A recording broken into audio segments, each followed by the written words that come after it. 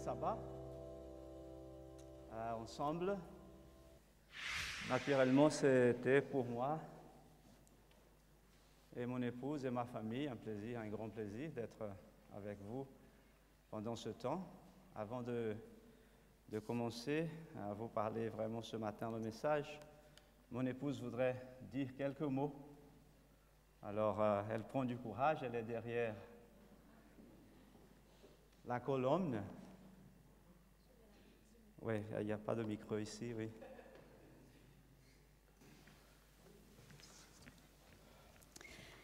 C'est difficile. Je ne voulais pas pleurer. Je voulais juste vous dire... Ouf.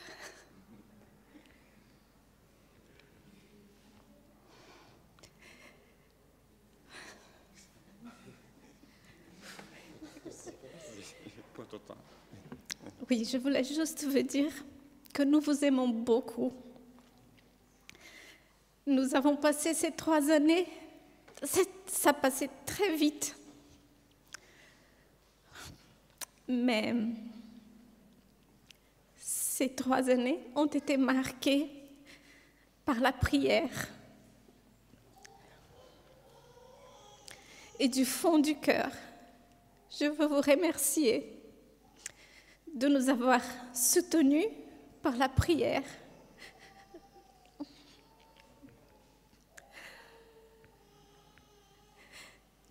D'avoir intercédé pour nous, pour la santé de Valdeir.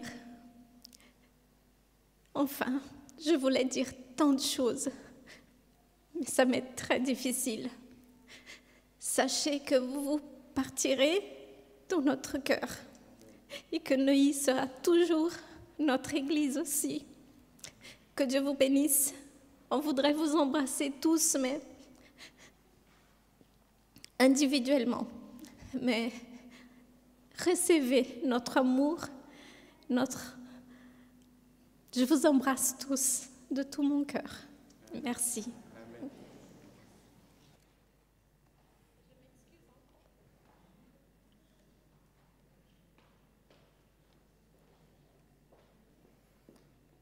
Eh bien voilà, je signe sous ces mots. Naturellement, c'était presque 3 années vraiment de bonheur avec vous. Vous savez, dans des cas comme ça, on fait comme quand on mange le poisson, tu vois, vous voyez? On met les épines à côté, on mange la chair. Alors on laisse les épines à côté, on se souvient des bonnes choses et on part avec des bonnes choses. Si bien que les mauvaises nous aident à nous approcher beaucoup plus de Dieu et chercher beaucoup plus son soutien et sa grâce et sa miséricorde. Mais voilà, c'était 3 ans de bonheur pour ma famille, pour mon épouse et moi surtout, ceux qui nous étions là avec vous plus constamment.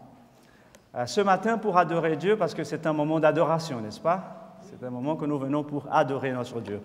Alors là, je voudrais partager avec vous ce verset, qui c'est le verset, un des versets c'est un des versets les plus importants de la Bible pour moi. Naturellement, toute la Bible elle est importante. Mais ce verset-là de Jérémie, c'est un verset vraiment que me touche vraiment de près. Parce que c'est un verset qui me parle beaucoup et surtout des choses que Dieu a fait dans nos vies. Et avec ce verset, je voudrais partager avec vous quelques expériences que nous avons eues pendant le ministère et la manière comment Dieu nous a guidés jusqu'ici. Nous sommes venus à Paris pour prendre soin de l'église hispanophone. Et finalement, nous sommes tombés ici à Neuilly. Hein? Et naturellement, c'était une belle expérience. Alors, avec ce verset, il y a un autre passage très important pour moi dans les écrits d'Ellen White, qui dit ça, c'est très connu naturellement, mais pour nous, elle est très importante. Nous n'avons rien à craindre de l'avenir. Rien à craindre de l'avenir. Si ce n'est d'oublier les enseignements du Seigneur et la manière dont il nous a conduits dans le passé.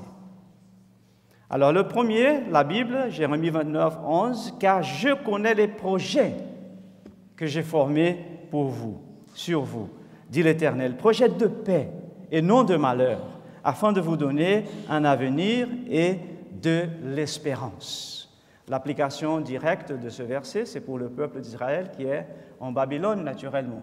Les 70 ans vont finir et le Seigneur va accomplir ce qu'il a fait. Ça, c'est l'application directe. L'apôtre Paul vient plus tard et dit « Toutes les choses ont été écrites pour notre bien. » Et voilà, je crois, c'est pour nous aussi, ces versets, ces paroles de Jérémie, parce que Dieu a un plan, un projet, non seulement pour le peuple d'Israël dans le passé, mais pour vous, il a un plan, un projet. Pour moi, il a un projet. Pour nous tous, il a un projet. Des projets ont été déjà accomplis, d'autres pas encore, mais Dieu a toujours un projet pour chacun d'entre nous. Et il va, naturellement, à son temps, accomplir ce projet. Alors là, ce verset de Jérémie, et naturellement ces mots d'Ellen White, pour nous, elles sont importantes parce que quand nous étions à Collonges la dernière année, nous faisons nos plans pour ou bien retourner au Brésil ou bien aller ailleurs. Et à cette époque-là, il y a 30 ans, le rêve de tous les Brésiliens, c'était aller aux États-Unis pour étudier l'anglais. Et alors nous étions brésiliens aussi, nous sommes toujours. Nous avons fait aussi ce plan-là. Bon, on est là avant de retourner au Brésil, alors on va aux États-Unis pour étudier l'anglais. Alors, il fallait naturellement faire tout le nécessaire pour aller. D'abord, l'argent. Nous avions été 4 ans à Collonges et à la fin d'année, il n'y a jamais l'argent qui restait. C'était travailler, payer l'école, travailler, payer l'école, travailler, payer l'école. Plus d'argent à la fin de l'année. Et cette année, nous savons, il faut, si nous voulons aller aux États-Unis, il faut avoir de l'argent. Alors, on va voir comment ça sera. Et incroyablement, à la fin de l'année, nous avons dans la poche $6,000. Nous avons dit, bon, voilà le premier signe que nous pouvons aller. Parce que l'argent, sans l'argent, on ne peut rien faire. Alors maintenant, c'est le visa. On va faire le nécessaire. On a réservé les billets. On s'est inscrit à une école aux États-Unis. Et on a trouvé une maison pour rester aux États-Unis, pour louer. Et alors, avec tout ça, les 3 choses, on va au consulat pour demander le visa. Naturellement, c'était impossible à cette époque-là pour les Brésiliens, et surtout pour 4 personnes, une famille de 4. Impossible. Voilà. L'argent, nous avons, le Seigneur a pourvu. Maintenant, c'est le visa. Si le visa est là, alors c'est le signe du Seigneur. On va à Lyon, au consulat américain. On dépose la demande le matin, ils disent « revenez l'après-midi ». On revient l'après-midi, ils nous rendent les passeports, on ouvre les passeports, 4 ans de visa pour toute la famille. On a dit alors, nous avons l'argent, nous avons les visas maintenant, alors le Seigneur est en train d'ouvrir les portes tellement facilement que là, on était vraiment impressionnés. Alors, on va commencer à ranger les choses, hein? Les boîtes, les habits, on commence à tout préparer. Alors, 2 semaines avant de finir le cours, il y a un collègue, un ami qui vient des États-Unis et qui connaît l'école où nous sommes inscrits comme étudiants. Il m'a dit, Valdé, je connais cette école. Est-ce que je peux appeler l'école, voir si tout va bien, s'ils ont reçu l'inscription, tout ça? J'ai dit, mais bien sûr. Alors, il prend le téléphone, il appelle l'école, et l'école dit, non, nous n'avons rien reçu. Alors, ils ne peuvent pas venir. Ils ne sont pas inscrits. Ah, d'accord, mais comme tout bon Brésilien à l'époque et encore aujourd'hui, on dit, bah, en arrivant là-bas, on fait ça, il n'y a pas de problème. Voilà, on a le visa, on a l'argent, d'accord. Bon, quelques jours après, il y a aussi, nous appelons la maison, là-bas aux États-Unis, voir si c'est toujours bon pour aller à cette maison que le monsieur, l'ami nous avait dit. Il a dit, bon, oui, c'est toujours bon, mais vous pourrez rester qu'un mois. Parce que mes parents vont venir et j'ai besoin de la chambre. Et comme un tout bon Brésilien, on a dit, bah d'accord, il n'y a pas de problème. Une fois là-bas, on règle les choses. On a le visa, on a l'argent, ça va. Alors, il arrive le moment d'acheter les billets. On avait réservé, maintenant il faut acheter.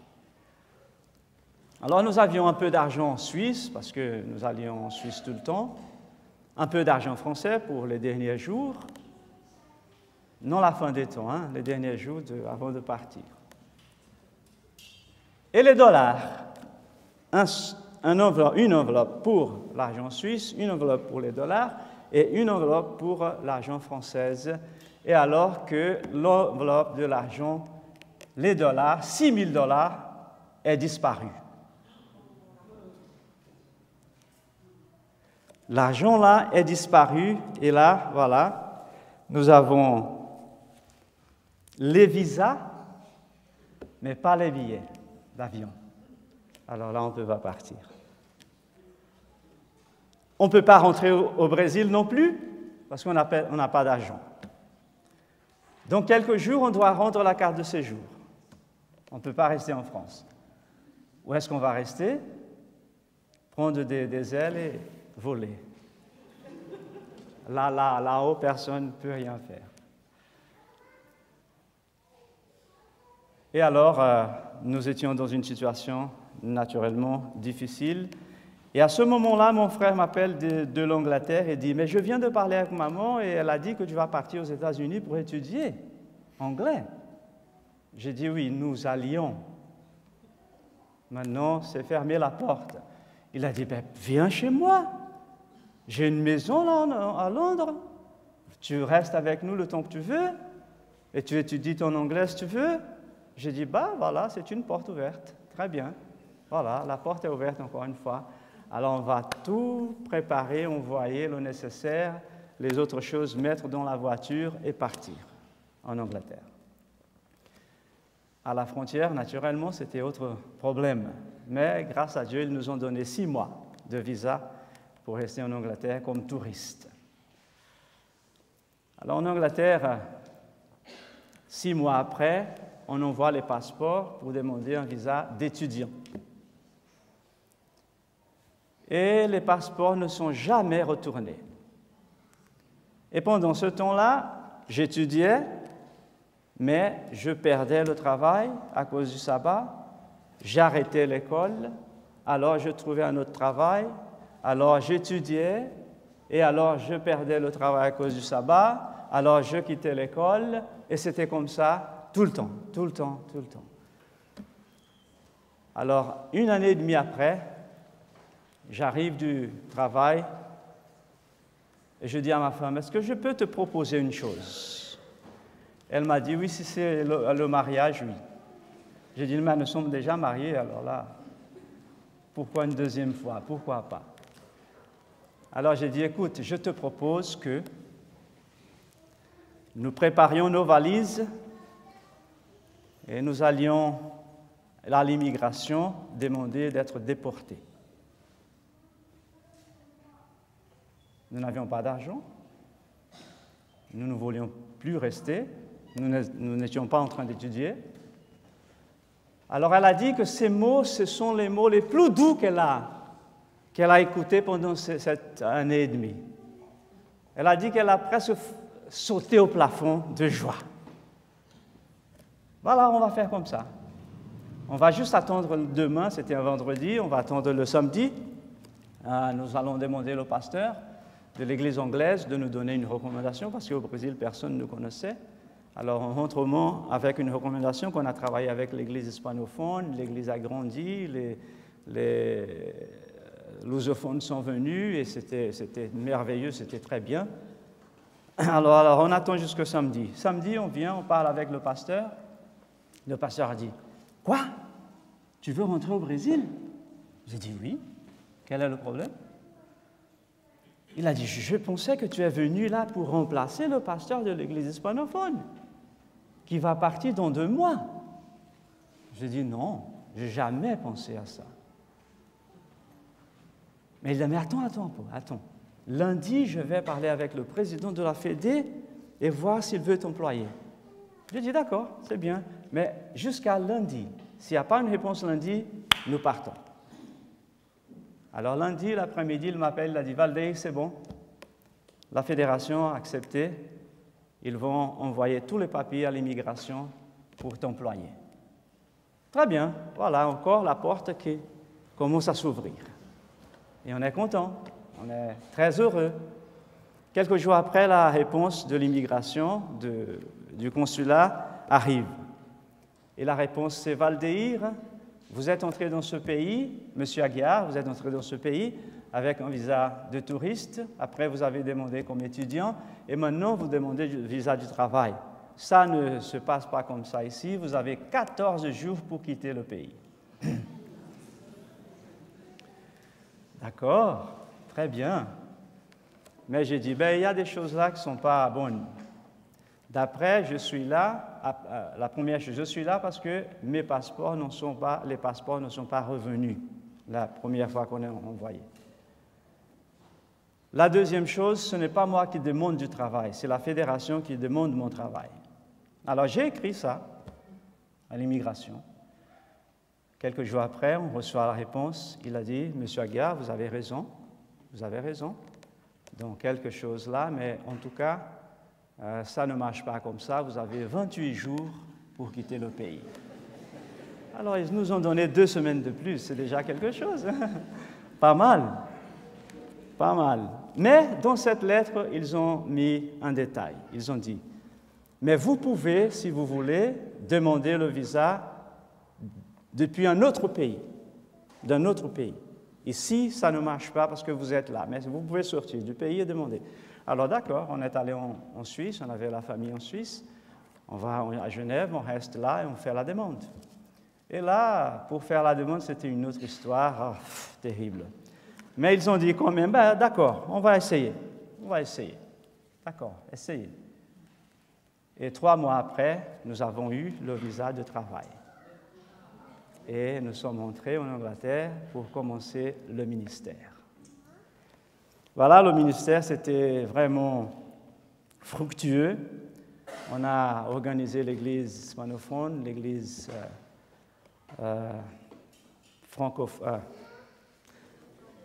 lusophone. Aujourd'hui, ils ont 5 églises lusophones en Angleterre et 2 églises hispanophones. Et là, nous avons vu la main du Seigneur à sa manière, naturellement. Mais 7 années après, dans ces 2 églises, j'étais vraiment fatigué. Et j'ai demandé à la conférence d'aller à Collonges pour faire un master, étudier 1 année pour le master. Et après ça, il y avait 2 raisons. La raison première, c'était faire le master.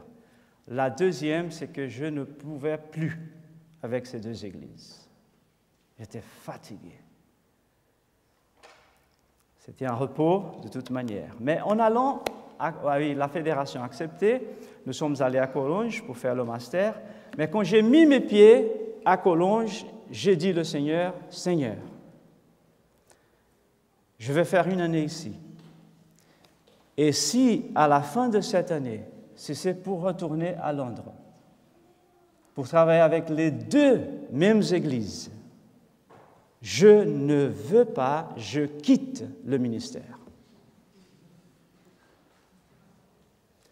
Et alors, le premier mois est passé, pas de réponse du Seigneur, et ma prière, c'était toujours la même. « Seigneur, si c'est pour retourner à cette église-là, ces églises-là, je quitte le ministère. » 2e mois, 1er trimestre, 2e trimestre commence, La prière, c'est toujours la même.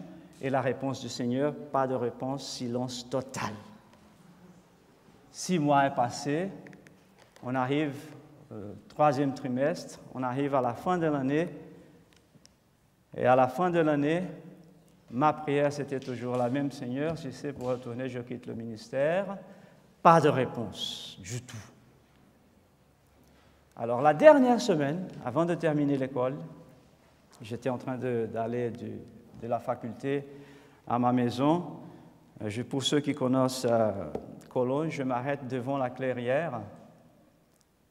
Et là, c'était midi, juillet, le ciel bleu ouvert, un soleil merveilleux comme hier.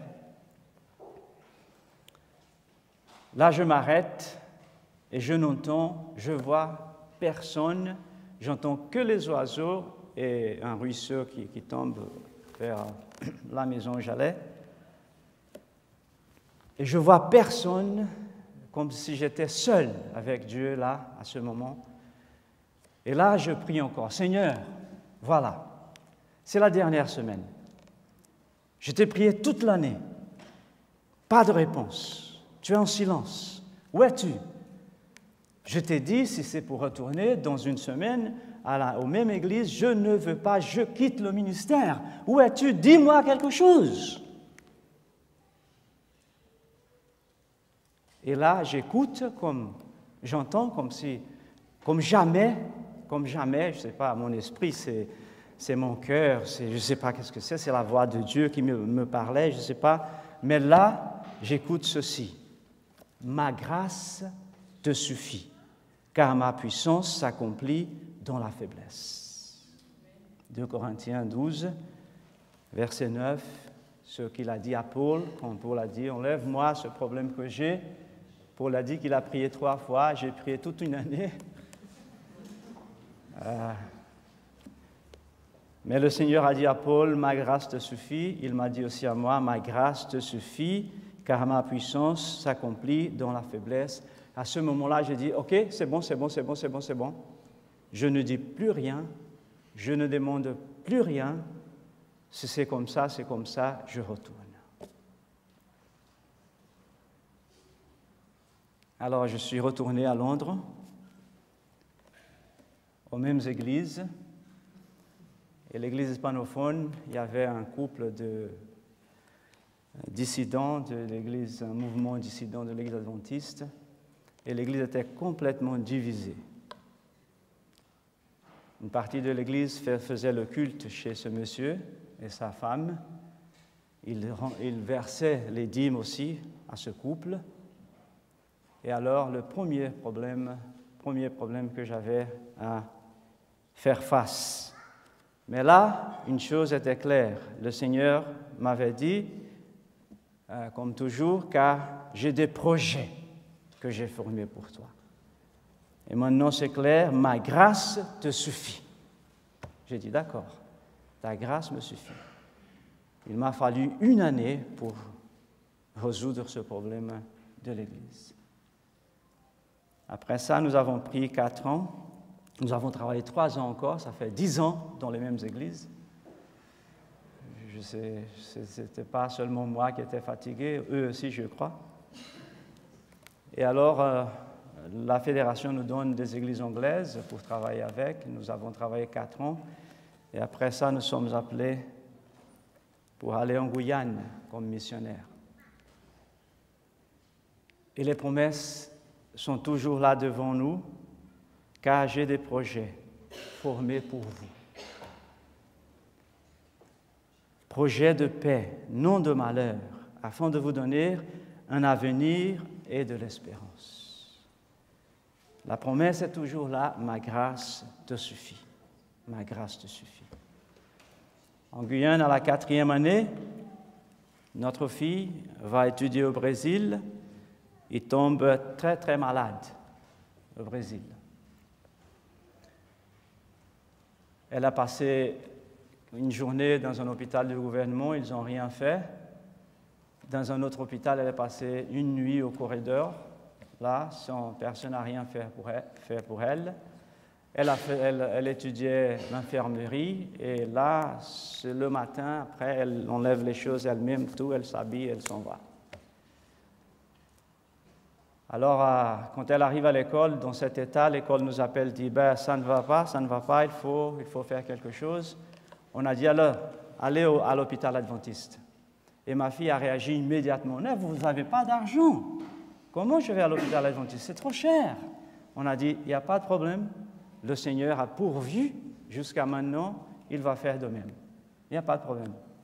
À l'hôpital adventiste. Elle est allée à l'hôpital adventiste et là, 2 miracles vont arriver à ce moment-là. Le premier, c'est que le docteur, le médecin, le meilleur dans cette maladie qu'elle avait, était là-bas cette semaine. Il travaille au Mexique, dans notre école, université. Et cette semaine, il était là.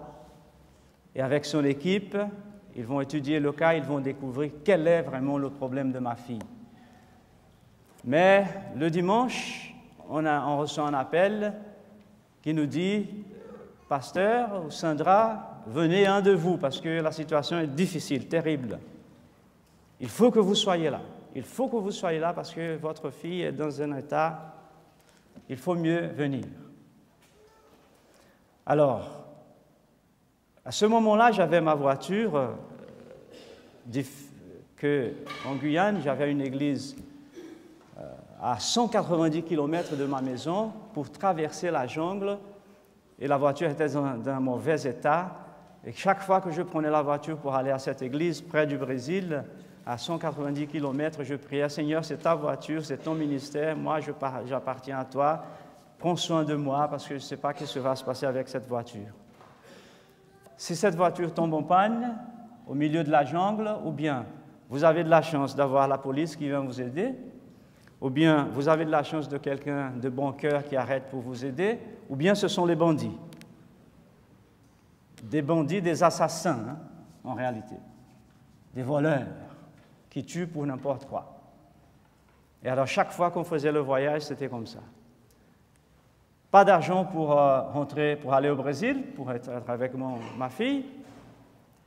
Et voilà, après, c'est la facture de l'hôpital. Et là, ça c'était dimanche. Mardi, le deuxième miracle arrive. On reçoit un mail d'un ami à Collonges. Nous disons, Valdeir et Sandra, nous avons trouvé les 6 000 $ que vous avez perdus. 19 ans après,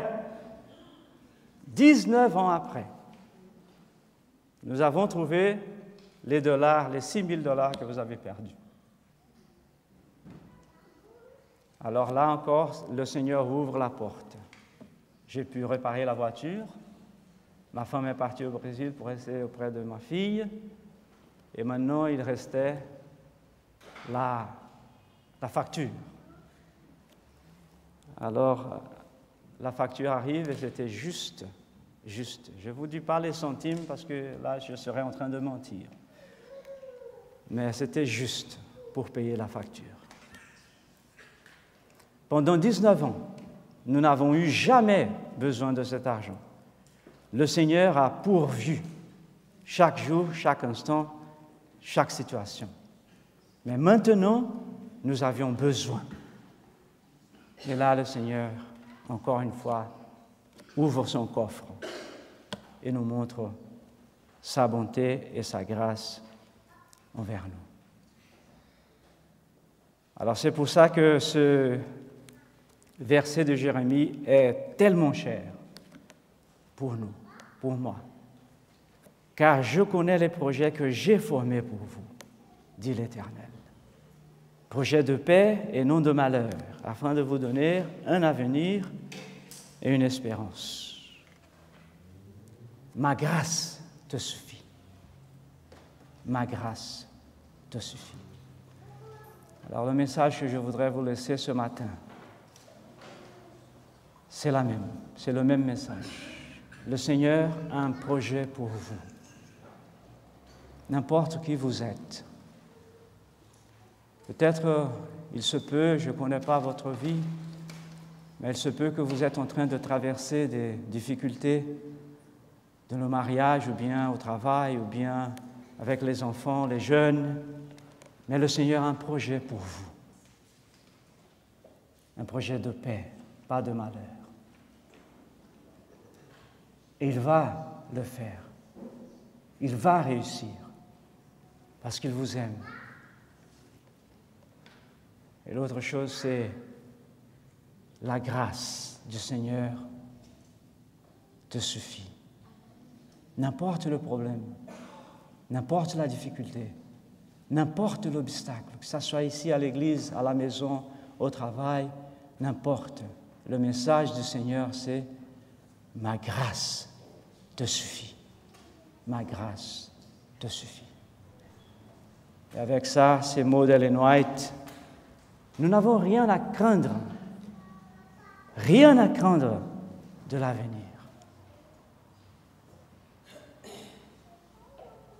Si ce n'est d'oublier les enseignements du le Seigneur et la manière dont il nous a conduits dans le passé. Qu'est-ce que le Seigneur a fait pour vous dans le passé? Comment il a pris soin de vous dans le passé? Alors, si vous avez une expérience avec Dieu, nous n'avons rien à craindre par rapport au futur. Si cette expérience doit commencer maintenant, il faut commencer maintenant. Et maintenant, vous pouvez dire, le Seigneur a un projet pour moi, sa grâce me suffit et je n'ai rien à craindre par rapport concernant le futur.